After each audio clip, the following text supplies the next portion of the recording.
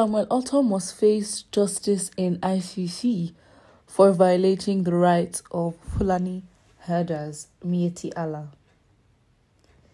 The National Secretary General of Mieti Allah Kautal Hor, Mr. Sani Alassane, has disclosed to PunchNG.com that his group have filed a case against Samuel Ortom, the executive governor of Benue State.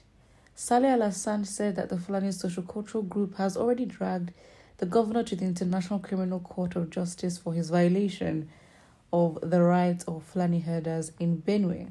Wow, you skipped so many authorities and it's the ICC. Okay. According to him, Governor Ortom has been seizing cows that belong to Fulani groups and detained over 4,000 herders. He vowed that Mieti Allah Kautalhor will not rest until the governor face justice because he's known for abducting and keeping cows that belong to them even though there are no herders in Benue. He stated further that Samuel Ortom has been going to the border communities to seize cows and making the members go through hardship. There are no more cows in Benue State, but the governor is still seizing the cows from the border communities. Alassane is quoted saying to PunchNG.com. I think it's pretty drastic. So they themselves can also vouch for the fact that there's no accountability system in the country, and going to the several levels of justice systems, be it from from domestic level of the police and then going up and going to the courts, they don't even trust. Imagine skipping so many steps. They probably have raised concerns and obviously giving out warnings and letters to the governor in previous times, but now they're taking it to the ICC. Well, not to be a Debbie Downer, but the fact is the ICC will not take this with any sort of seriousness, because not that it is not deserving of it, because of maybe international relations and probably certain laws. I don't know if the ICC can overpower or its jurisdiction affects Nigeria, and so how would that happen? Because the ICC has had complaints,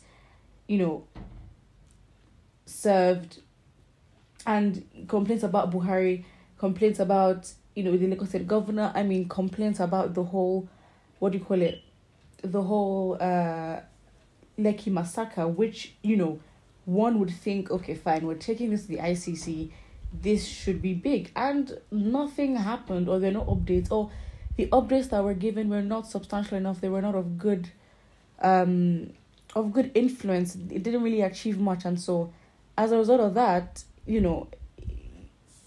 it sort of just dawned on Nigerians that, listen, if we really want to change things, we're the ones that are going to have to do it. We cannot depend on international bodies, because really they can't. Even looking at why I'm very strong on this opinion is because during the time of the Lekki massacre, I think the UN ambassador at the time, in Africa, mentioned that the world, literally, we're talking about accountability and just holding our leaders, to account of what they've done, and we're holding investigations. And all the UN could think about, as their representative said, was that the world is not ready to accommodate 200 million Nigerians, because at the time, things were intense, that, everyone thought that people are going to start escaping from the country. But whatever her reason was at that time, she just mentioned that, listen, you're going to have to sort it out. From what I interpreted, you're going to have to sort it out because the world cannot accommodate 200 million Nigerians. That's giving, in the worst case scenario, and, you are trying to free your country, we're just not able to accommodate for that. And obviously, it's the UN, so they oversee larger body of issues. But the fact is, that was not even what Nigerians were asking of at the time. For them, it was just the economic impact on the world if 200 million Nigerians were to leave. So really, going to these bodies, to international bodies, to hold our leaders accountable is pretty much useless, and there's literally no point. Because you may even find that even in some things, they may be party to what is even affecting Nigerians. So, not to be a Debbie Downer, or be negative, or a negative Nancy, as they would say, but this, I guess, for formalities, and let's say in the future they can actually declare formally that, we didn't take laws into our hands. We submitted this to an international body, so it will make their claims in the future maybe reliable. But in terms of expecting a result and expecting something to happen, yeah, we've just got to be realistic because that is not happening. Yeah. First, bunch of useless, worthless Fulani terrorist parasites from Sahel and all non-Fulani ethnic nationalities must rise up against the Fulanis and reclaim their land and dignity. It really seems like the beef from even before colonialism is still underlying and it's still there. Because I guess that's where the problem does lie, because you're thinking that you have to rise up against these people. I mean, now that is very dangerous because you don't want to make it an ethnic fight. You mean your right to kill without being arrested, even after taking responsibility? Okay. These are all terrorists. Please, if you know where you people came from, why not return to your place and stop thinking people will leave their fatherland for Fulanis? That is also a very good point as well. But the thing is, at the time,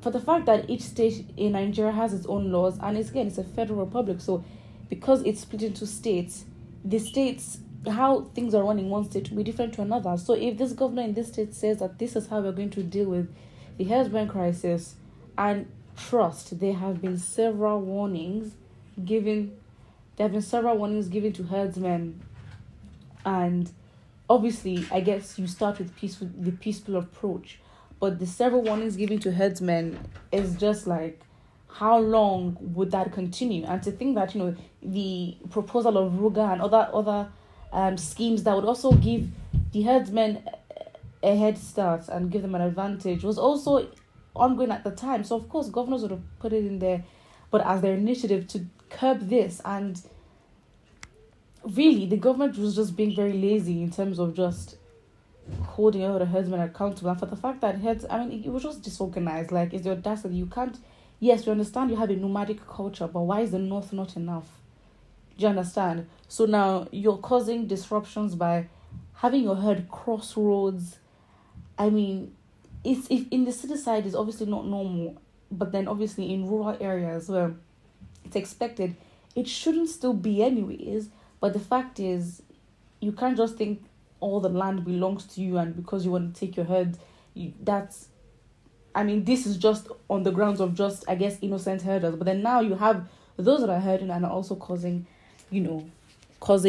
havoc in a lot of communities. So you can't really blame. And I don't think Samuel Ortom was one of the governors who were very much rigid. I don't think he was very mean about the whole process. There are probably other governors that were probably literally more intense in terms of handling the herdsmen crisis anyways. Well, put what you think about it in the comment section below, and don't forget to like and subscribe.